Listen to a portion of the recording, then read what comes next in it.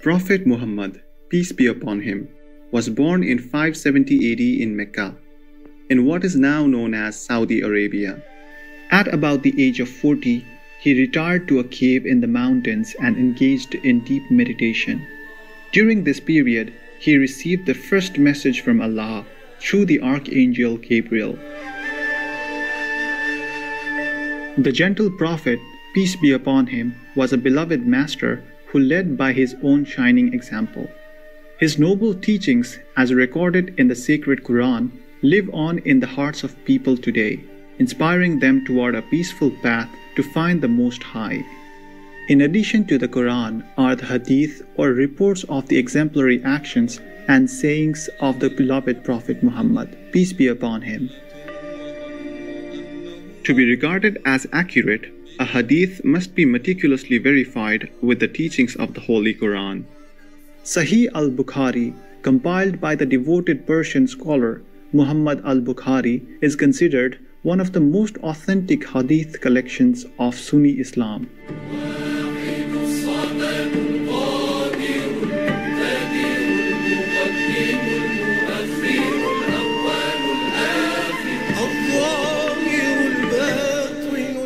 We now invite you to listen to excerpts of the sacred book Sahih al-Bukhari.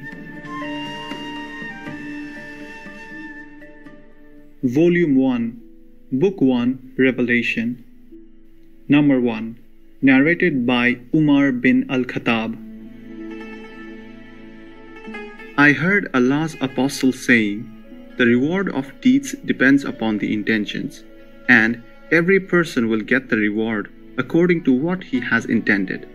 So, whoever emigrated for worldly benefits or for a woman to marry, his emigration was for what he emigrated for." Number 2, narrated by Aisha, the mother of the believers, may Allah be pleased with her. Al-Harith bin Hisham asked Allah's Apostle, "O Allah's Apostle, how is the divine inspiration revealed to you?" Allah's Apostle replied, "Sometimes it is revealed like the ringing of a bell." This form of inspiration is the hardest of all, and then this state passes off after I have grasped what is inspired. Sometimes the angel comes in the form of a man and talks to me, and I grasp whatever he says. Aisha added, "Verily I saw the Prophet, peace be upon him, being inspired divinely on a very cold day, and noticed the sweat dropping from his forehead as the inspiration was over." Number 3, narrated by Aisha, the mother of the believers, may Allah be pleased with her.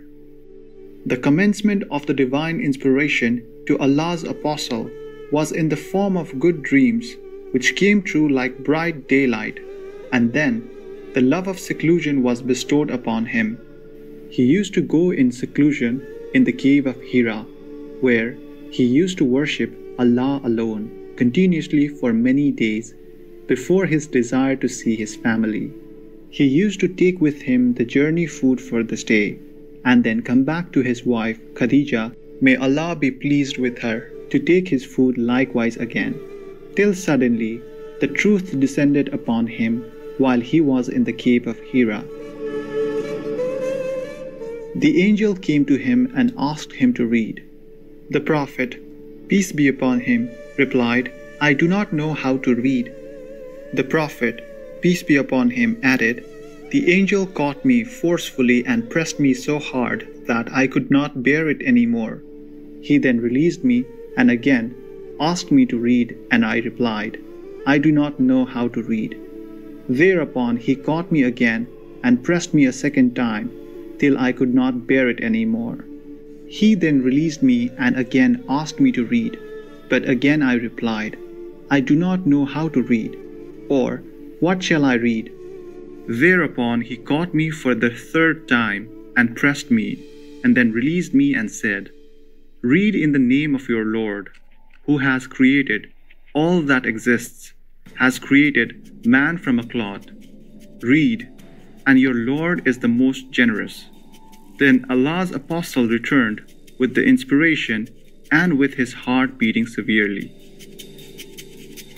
Then he went to Khadija bint Khuwaylid, may Allah be pleased with her, and said, "Cover me, cover me." They covered him till his fear was over, and after that he told her everything that had happened, and said, "I fear that something may happen to me." Khadija, may Allah be pleased with her, replied, "Never. By Allah, Allah will never disgrace you. You keep good relations with your kith and kin. Help the poor and the destitute. Serve your guests generously, and assist the deserving calamity-afflicted ones." Khadija, may Allah be pleased with her, then accompanied him to her cousin, Waraka bin Naful bin Asad bin Abdul Uzza, who during the pre-Islamic period became a Christian and used to write the writing with Hebrew letters. He would write from the Gospel in Hebrew as much as Allah wished him to write. He was an old man and had lost his eyesight. Khadija, may Allah be pleased with her, said to Waraka, "Listen to the story of your nephew, O my cousin." Waraka asked, "O my nephew, what have you seen?" Allah's apostle described whatever he had seen. Waraka said, "This is the same one who keeps the secrets, Angel Gabriel, whom Allah had sent to Moses. I wish I were young and could live up to the time when your people would turn you out." Allah's apostle asked, "Will they drive me out?" Waraka replied in the affirmative and said, "Anyone, man, who came with something similar to what you have brought was treated with hostility. And if I should remain alive till the day when you will be turned out, then I would support you strongly." But after a few days, Waraka died, and the divine inspiration was also paused for a while. Narrated by Jabir bin Abdullah al-Ansari. While talking about the period of pause in revelation reporting, the Prophet, peace be upon him, spoke, "While I was walking, all of a sudden I heard a voice from the sky. I looked up and saw the same angel who had visited me at the cave of Hira, sitting on a chair between the sky and the earth. I got afraid of him and came back home and said, 'Wrap me in blankets.' And then Allah revealed the following holy verses of Quran.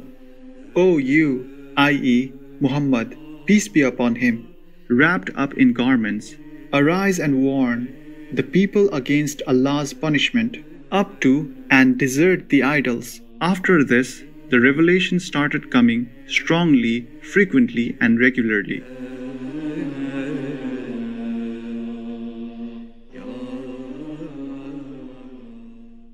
Number 6. Narrated by Abdullah bin Abbas.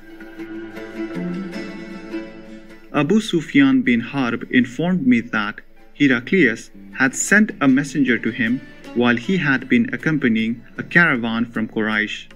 They were merchants doing business in Sham, Syria, Palestine, Lebanon, and Jordan, at the time when Allah's apostle had truce with Abu Sufyan and Quraysh infidels.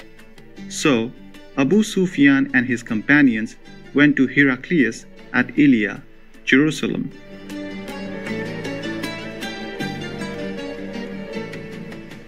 Heraclius called them in the court, and he had all the senior Roman dignitaries around him. He called for his translator, who, translating Heraclius's question, said to them, "Who amongst you is closely related to that man who claims to be a prophet, peace be upon him?" Abu Sufyan replied, "I am the nearest relative to him amongst the group." Heraclius said, "Bring him, Abu Sufyan, close to me and make his companions stand behind him." Abu Sufyan added, "Heraclius told his translator to tell my companions that he wanted to put some questions to me regarding that man, the Prophet, peace be upon him, and that if I told a lie, they, my companions, should contradict me." Abu Sufyan added, By Allah, had I not been afraid of my companions labeling me a liar, I would not have spoken the truth about the Prophet, peace be upon him. The first question he asked me about him was, "What is his family status amongst you?" I replied, "He belongs to a good, noble family amongst us." Heraclius further asked, "Has anybody amongst you ever claimed the same, i.e., to be a prophet, before him?" I replied, "No." He said, "Was anybody amongst his ancestors a king?" I replied, "No." Heraclius asked, "Do the nobles or the poor follow him?"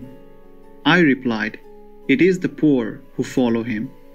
He said, "Are his followers increasing, decreasing, day by day?" I replied, "They are increasing."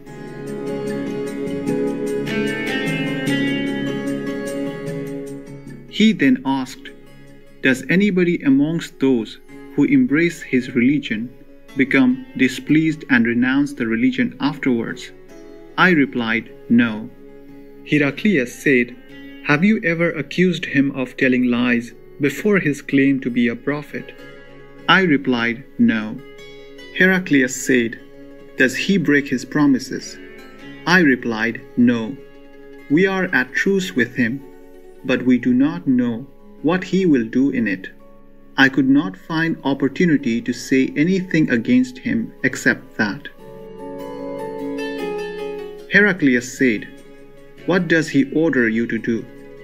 I said, "He tells us to worship Allah and Allah alone, and not to worship anything along with him, and to renounce all that our ancestors had said.